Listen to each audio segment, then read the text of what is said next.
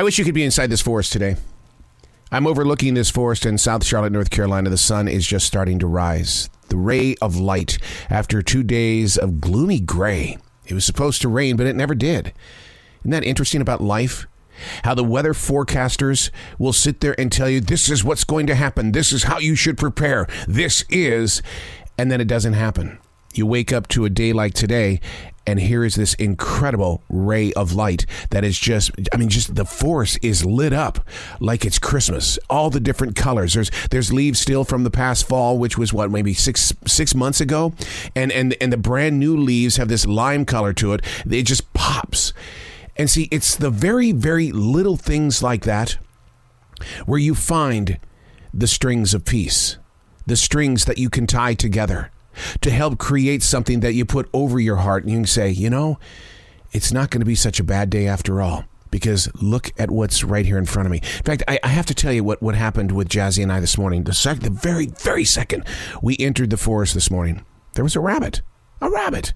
You don't see rabbits in the daytime. I always hear the rabbits scurrying around when we're in the forest at night, but this morning, before the sun even chose to rise, we still had light out there, but there was the rabbit. Maybe 3 feet from us. And we just stood there having a conversation. I go, are you the Easter Bunny? Because it's Easter weekend. Hello, Mr. Easter Bunny.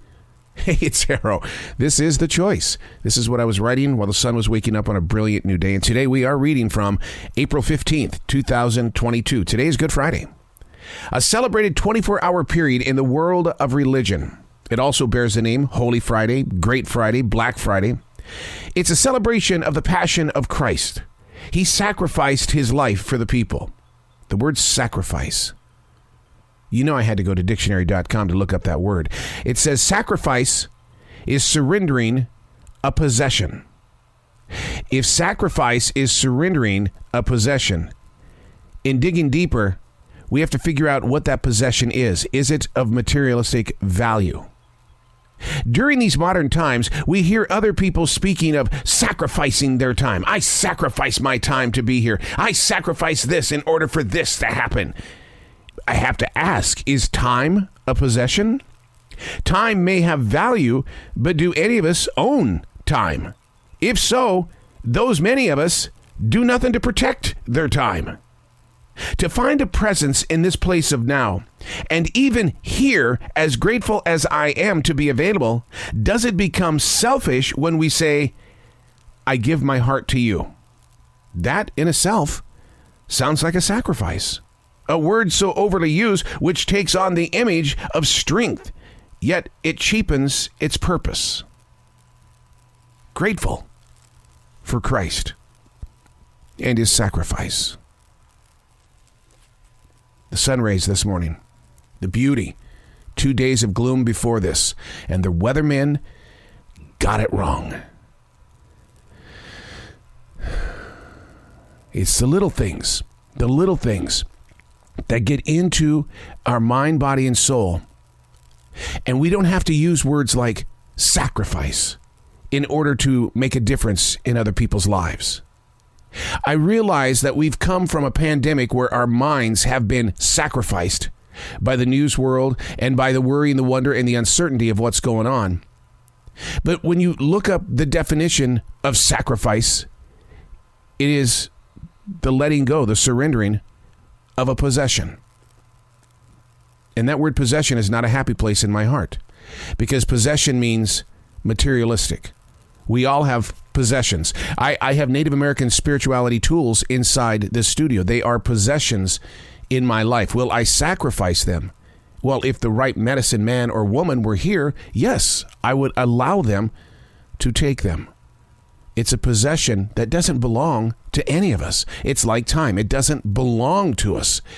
But through us, other people can grow forward. Breathe in. Breathe out. Yes, it's tough right now for a lot of people. Switching jobs left and right is not the answer. You're not going to find what you're looking for. I used to run home when I was a child, and I quickly jumped into bed after school, and I dreamed of being in a different family. I did it all the time. Today, as I inch closer and closer to 60, all that's left is my brother and my sister and I. I'm not dreaming like that anymore. Sometimes we have to be present in our place of now to understand what our personal sacrifices really mean. My sister was the caretaker not only for my father, but my brother and my mother. Her sacrifices versus mine, she wins. But it's not a contest. We all have personal sacrifices, but we don't have to hang up billboards and make movies out of the sacrifices that we have made. But on this Good Friday, this Great Friday, this Holy Friday, I just want to say there was one that made a personal sacrifice, and it changed the world. I'm Arrow, and that's what I was writing while the sun was waking up on a brilliant new day.